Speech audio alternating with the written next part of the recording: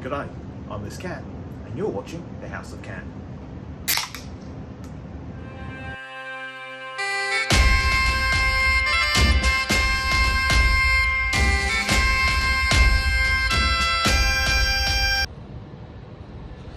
I have so many questions right now.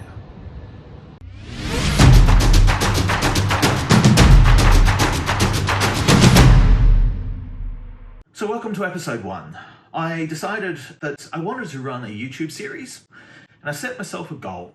And that goal was I'd do 10 episodes for season 1, and if I liked it, I'd have a crack at doing season 2 for another 10 episodes. At which point, I will have produced more episodes than most BBC light dramas that run for 30 years. So, no pressure on me, but what's going to happen in this episode is you're going to see the first versions of a bunch of things. We're going to have our first Chaos Cards reading, our first Rune of the Week. There'll be the word from the sponsor, and there'll be an unboxing. There will be a few other things along the way. Basically, I'm a little bit inspired by the kind of stuff that Bruce 31 would be producing back in the day. So welcome to the first episode. First up, I think it'd be a good time to check in with our sponsor and see what's the Rune of the Week. For the week beginning Monday, April the 4th, our Rune of the Week is Authaula.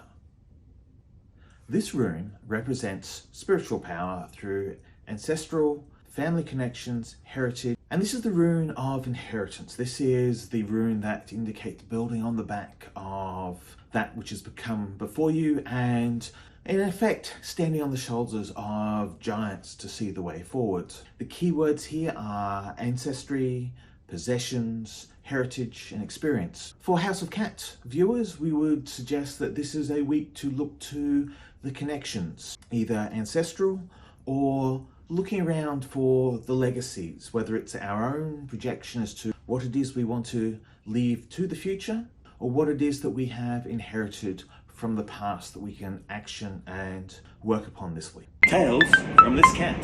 One of the things about being this cat is I have a propensity to, how should I say, push the limits.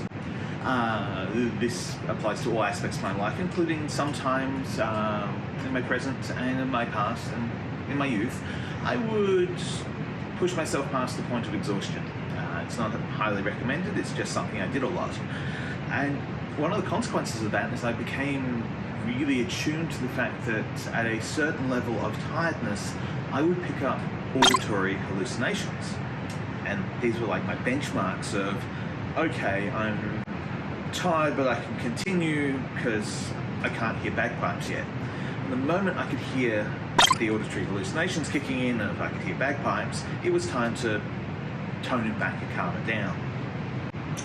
The consequence of which has been that over the years, I've periodically had to check in with friends, ring people and say, put them on speakerphone and say, hey, can you hear this? If bagpipes are sort of like randomly drifting on the winds. Not all the times have they said, yes, I can hear that too. But such as it is, I am this cat, and St. Patrick's Day parades are very interesting background radiation when you're in pre-production mode.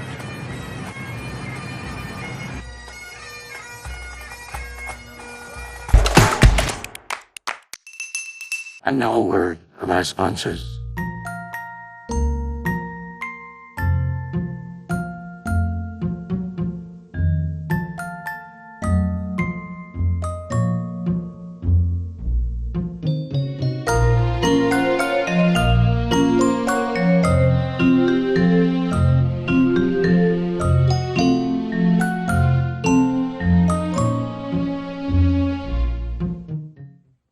I'm Your Name, and you're watching The House of Cat. Alright then. Well, that certainly was a thing, and it was definitely a thing that happened. So let's segue.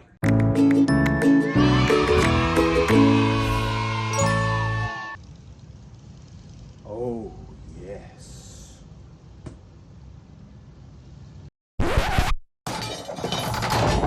The trebuchet list. Item 1. A trebuchet. A cat through action or inaction. or by means of extreme couponing, shall not come into the ownership or operation of a trebuchet. The trebuchet list came about because, well, frankly, I wanted to own a trebuchet. And I had no actual legitimate reason to own a trebuchet. I decided that I should probably not acquire a trebuchet. Probably. Owning a trebuchet would get me into more trouble than I was capable of getting out of. And I specifically wanted to have a trebuchet for the express purpose of flinging a rock from the top of my neighbour's building at work. It was widely pointed out to me that starting a rock chucking contest with physics could go badly. From there, the trebuchet list had its first item. In the course of what would be a fairly normal discussion for me, resulted in someone saying, "That's going on the list. The trebuchet list. You know, the one that says things you're not allowed to have."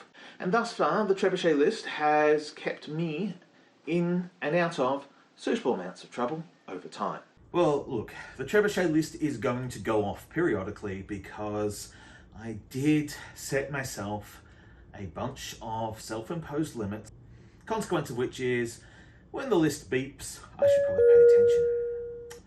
But now, let's get back to the real unboxing. Welcome to Cats React to Unboxing. This is a box. That's a good start already. I mean, look, I'm already ahead on point. I came out of this with a box. In the box are items, objects, things. And the plan is, I crack open the box, I react to the stuff that's in the box, a little scorecard appears on the screen somewhere around me, and let's go. Let's react to unboxing. I'm not going to know where to put my hands. Okay, what do we got? What's in the box? In the box, we have, well, of course, it couldn't be a House of Cat without gaining a bonus cat. We have two technologies of an unspecified nature. Hey, and I'm not convinced it's a heart rate monitor, even though it's got a little blinky light on the bottom of it that says it is. I don't think there was anywhere near enough technology in it warrant it being a heart rate monitor. It might just be a, hey, by the way, you're alive, it's a watch. Okay, we have a watch. Okay, holy hand grenade of Antioch moment. There is a fuse, there is a small thermal detonator, and, oh good, it's just a light detonator. Okay, Insta-disco here is going back off. But I think I've got an idea what I can do with some of these. I should give that a thought. And it's either the world's cheapest lightsaber. Wait a second. We have Lincoln Light and Torchen, but also Lincoln Light and Torchen is this is ridiculous. Congratulations if you need UV or standard spectrum light and a second, something to give to someone else. This is a Cats Reactor boxes. What we have: two lights, two blinking lightnings for purposes to be used watching, and small cats to assemble later.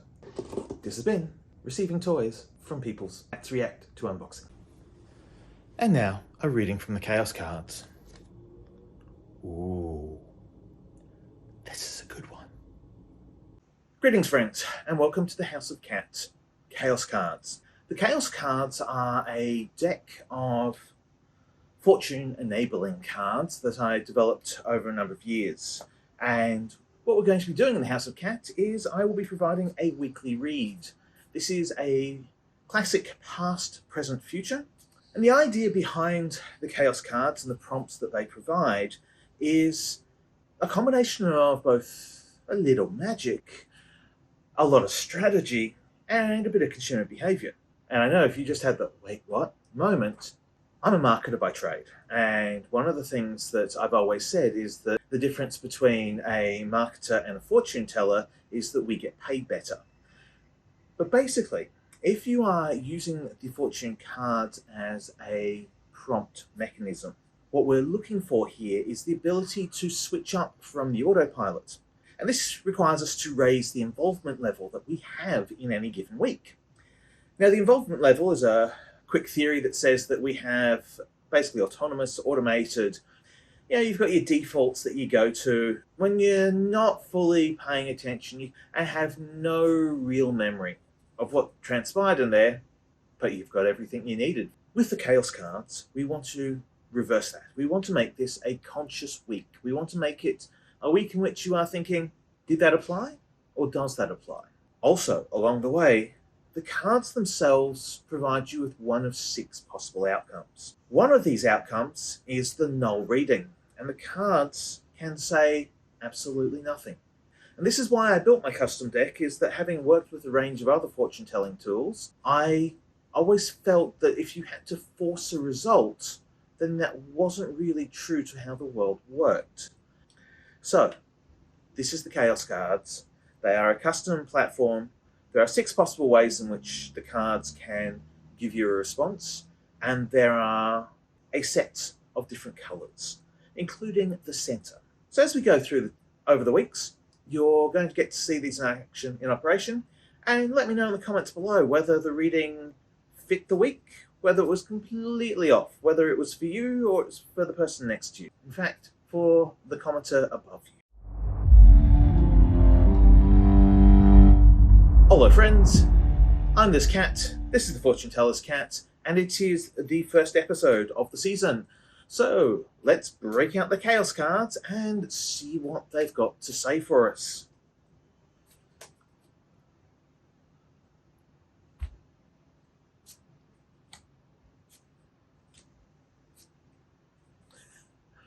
So, welcome to the cards. They have the ability to say no. Of course, because this is episode 0, there is no past following us in. I always get amused when I read the cards because these cards are thoroughly disagreeable little darlings, and I love working with them, but they do not have any other intent other than their own. So, our reading from the past. What influences come into this week that the episode covers? And the answer is, nah, nothing. There's no influence coming in. Do we have an influence this week? Yeah, it's a bit quiet, that. There's nothing on. But from here, the future outcome is the notable outcome, the center. Now, the center is about focus and magnification. It's about clarity. It's about the multiplier effect. So in the Chaos deck and in the Chaos read, you'll see that the center card, this is often, if you're doing a full Chaos circle, you will get the center, and the center is a bonus. It's the quad damage of fortune telling. And here, the future, where we head to after this episode, is the notable outcomes, the focus, the magnification.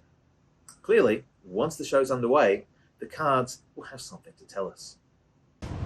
Hello friends, that was episode 1 of the House of Cat, in which a heroic cat was basically soloing the entire mission. There was Rune of the Week, Trebuchet List, Chaos cards, word from our sponsors, running commentary from this cat, and a whole lot of post-production in Adobe Premiere. And it's this point that, as I sign off on episode 1, that come to think, you know what this show needs? This show needs a co-host. That was the House of Cat.